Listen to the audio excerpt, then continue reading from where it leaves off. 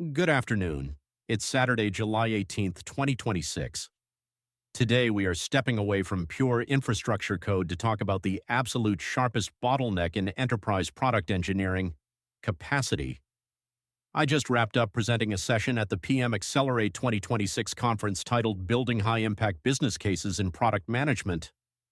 And if one definitive theme completely dominated the room, it was this: product managers are finally being asked to justify enterprise investment, not just advocate for features. To prove it, I brought a tool I've been building in my digital laboratory, an AI-powered business case calculator. We aren't talking about a generic slide deck template or a fragile spreadsheet full of broken formulas. This is a live financial engine that calculates ROI, NPV, payback period, and IRR in real time, stress tests those numbers against a downside sensitivity table, and generates an investment narrative from inputs a PM already has on hand. The room's reaction made one thing instantly clear: product leaders don't lack ideas. They lack a fast, rigorous way to prove which ideas actually deserve R&D capacity. Let's be blunt about the modern enterprise layout. Every engineering organization operates on a fixed prioritization ladder. Regulatory work, tech debt, and customer commitments consume the baseline floor. The higher up that ladder you go, the more discretionary the spend, and the more scrutiny it demands. That is where strategic roadmap initiatives live, and to green light them, you need to speak the language of the business: a 3-year cash flow model, a payback period inside 18 months, and an NPV that survives a worst-case scenario.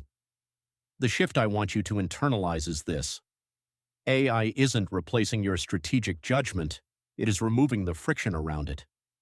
Traditionally, building a defensible business case meant days of brutal stakeholder interviews, manual TAM and SAM research prone to human error, and spreadsheets where one fat-fingered cell could quietly derail a multi-million-dollar road mapping decision.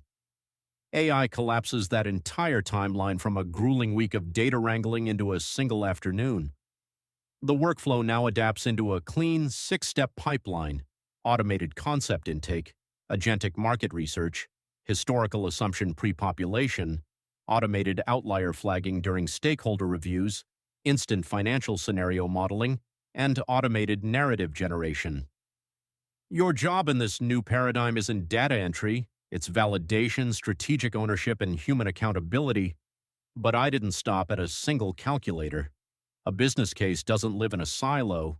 It is downstream of discovery and upstream of roadmap delivery. So I extended this toolkit into a comprehensive connected PM operating system. Every stage, from capturing and scoring ideation metrics, to managing target segment strategy, to enforcing layer cake prioritization, to theme-based swim lane roadmaps, and final KPI tracking, syncs fluidly from the step before it. Nothing is retyped, and nothing here required an expensive enterprise software licensing agreement. The takeaway for this weekend is simple: R&D capacity is finite, and that reality isn't changing. What is changing is how fast and how convincingly you can prove your project deserves a slot on the calendar. AI doesn't lower the bar for a great business case, it raises it.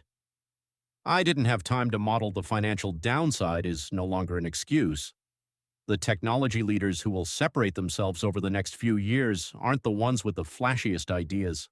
They are the builders who can turn a raw concept into a defensible, boardroom-ready investment number by Thursday afternoon. That is the architecture shift. Build for it. This is the agentic architecture,